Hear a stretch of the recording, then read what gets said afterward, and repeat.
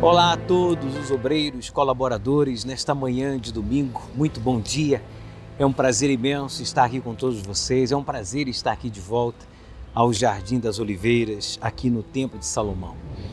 Bem, vamos dar continuidade à nossa meditação na segunda epístola de Pedro, capítulo 2, no versículo 11 em adiante. Permita-me fazer uma oração pelo Senhor Bispo, pelo Senhor o pastor, a esposa, os obreiros, vocês que estão aí com auxiliar, colaboradores. Feche os seus olhos, se possível. Meu Deus, nesta manhã de domingo, queremos te glorificar. Nesta manhã de domingo, queremos apresentar a Ti as nossas primícias, que é o nosso culto racional. Apesar dos nossos problemas pessoais, do cansaço, das limitações, das perseguições que sofremos por amar e servir ao Senhor, nós temos o imenso prazer e a maior honra que o ser humano pode ter de crer em Ti, de Te buscar e de Te servir. É muito bom estar aqui com todos eles. Que o Senhor abençoe esta meditação, que durante esta meditação o Senhor possa orientar, fortalecer e nos preparar para os desafios que virão, pois sabemos que o Senhor está voltando para buscar a Tua igreja e queremos estar vestidos de branco, com a consciência limpa, cheios do Teu Espírito para irmos ao Teu encontro nas nuvens. Se há alguém com uma dor, um mal-estar, uma preocupação, uma ansiedade, que, meu Deus, agora, por meio da nossa voz, este mal saia. Respire profundo e que sejamos cheios de força, saúde e sabedoria para colocar em prática tudo o que Deus tem nos revelado por meio da Sua palavra e dos Seus servos na Igreja Universal. E você que concorda, diga: assim seja. Graças a Deus. Veja aí, versículo 11, capítulo 2 da Epístola de 2 Pedro, por favor. Enquanto os anjos, sendo maiores em força e poder, não pronunciam contra eles juízo blasfemo diante do Senhor. Ele está falando aqui, o Espírito Santo, através de Pedro, que aquelas pessoas que andam na concupiscência, de imundícias e que desprezam as autoridades, que são pessoas atrevidas, pessoas obstinadas, que não receiam em blasfemar contra Deus, nem contra os servos de Deus, nem contra a palavra de Deus, que até os anjos temem blasfemar, os anjos que são maiores em força e poder não pronunciam contra ele juízo blasfemo diante do Senhor. E por quê? Porque os anjos sabem que Deus não tem prazer na condenação de ninguém. Apesar de alguém estar sendo usada pelo mal para blasfemar, para nos ameaçar, para nos perseguir, para nos fazer mal de alguma forma, direto ou indiretamente, ou à obra de Deus, ao povo de Deus, essas pessoas elas vão sofrer as consequências. Os anjos sabem disso. A nossa luta não é contra a carne nem contra o sangue, não é contra uma pessoa ou pessoas que levantam a bandeira A, B, C, do partido A, B, C, da religião A, B, C, do nível social, cultural, A, B, C.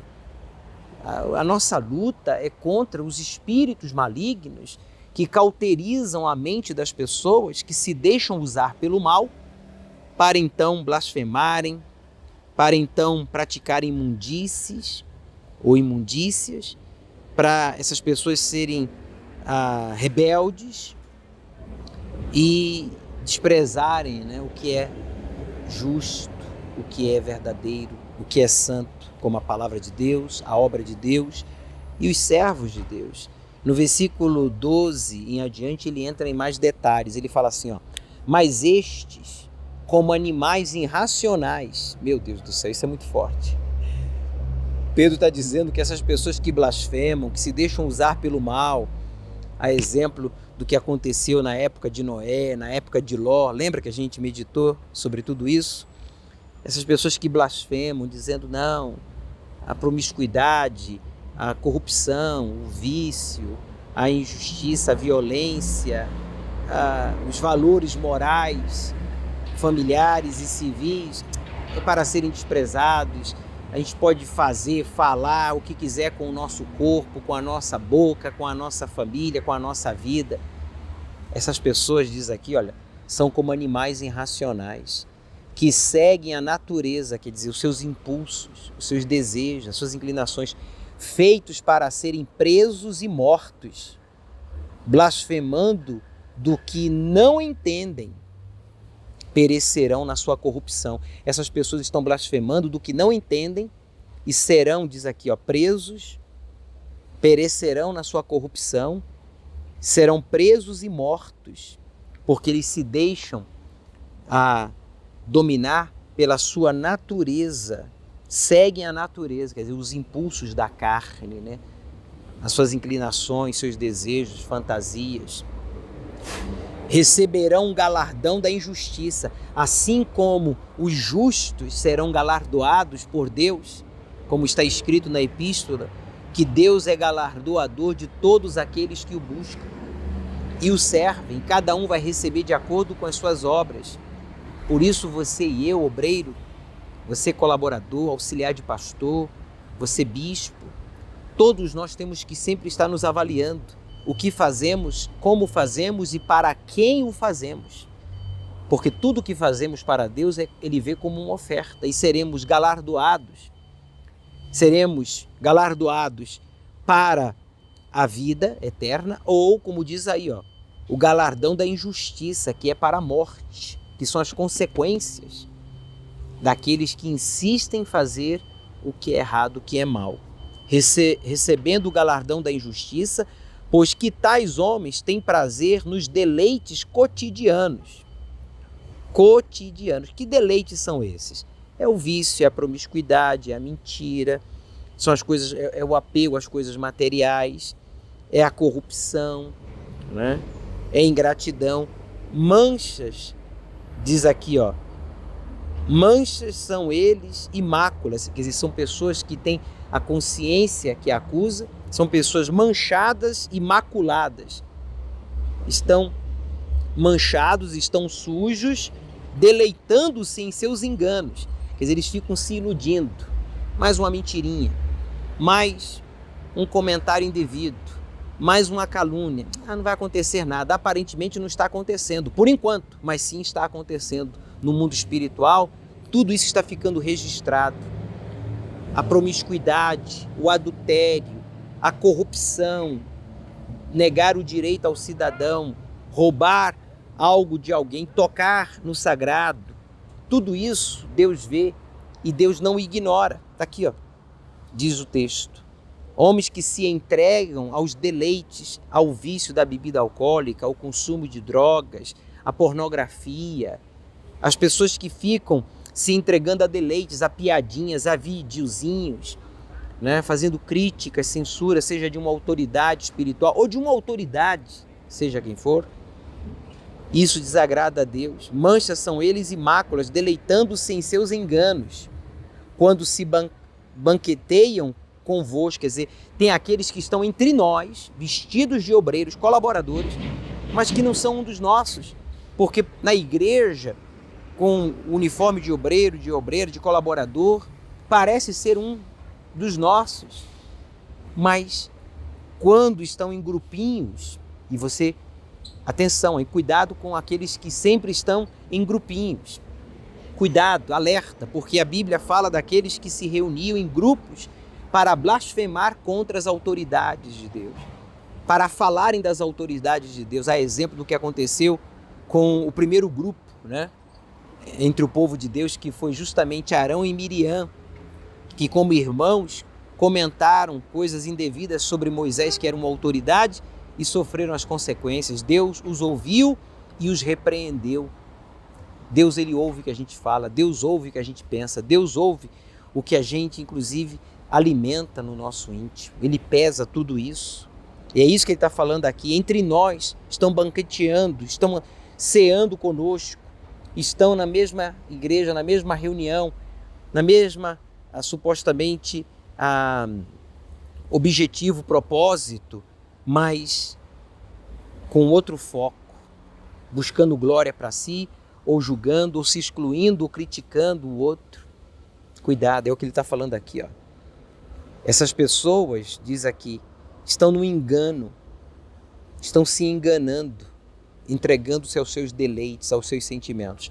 Versículo 14. Tendo os olhos cheios de adultério, quer dizer, olhando e desejando a mulher dos outros, ou fornicação, o jovem, a jovem, quer dizer, a pessoa com os olhos de adultério, sempre olhando com outros olhos, não é só no sentido sexual, não, casado ou solteiro, mas também no sentido espiritual. Os olhos de adultério é você sempre olhar com outros olhos, com más olhos, querendo tirar, julgando, condenando, olhos de adultério, adulterando o que realmente é, seja o propósito de fé, seja esse evento do grupo A, B, C, e apenas enfatizando esse aspecto. Todo grupo é importante na igreja do Senhor Jesus. No grupo não é mais importante ou menos importante pela quantidade de voluntários ou pelos anos que tem de existência. O grupo ou os grupos na igreja são membros de um só corpo, onde Cristo é o cabeça. Por isso todos somos especiais, somos importantes para Deus. E cabe respeitar e orar uns pelos outros, é o que devemos. E não tendo olhos cheios de adultério, e não cessando de pecar, quer dizer, erram e insistem em continuar errando. Não cessam de pecar, engodando as almas inconstantes. Engodando ou engodar é enganar, é iludir. Tem pessoas que se deixam usar pelo mal para enganar as almas inconstantes. Quem são as almas inconstantes? São aquelas pessoas que não se firmam, são aquelas pessoas que não decidem abandonar o pecado. Então elas são como as ondas do mar, que vão e vêm. É aquela pessoa que não se firma, são inconstantes na sua fé, na sua comunhão com Deus, na sua meditação, na busca, no serviço a Deus. São pessoas que fazem corpo mole para as coisas espirituais e que se prontificam, são diligentes para as coisas carnais, pessoais, emocionais, e desprezam a obra e as coisas espirituais. É isso que ele está falando. São pessoas que ficam engodando ou enganando as almas, iludindo as almas inconstantes, tendo o coração, aqui diz, olha, tendo o coração exercitado na avareza. Quer dizer, quando a pessoa ela se sente motivada, a avareza, quer dizer, a vaidade, as coisas materiais, posição, reconhecimento, bens, fama, né?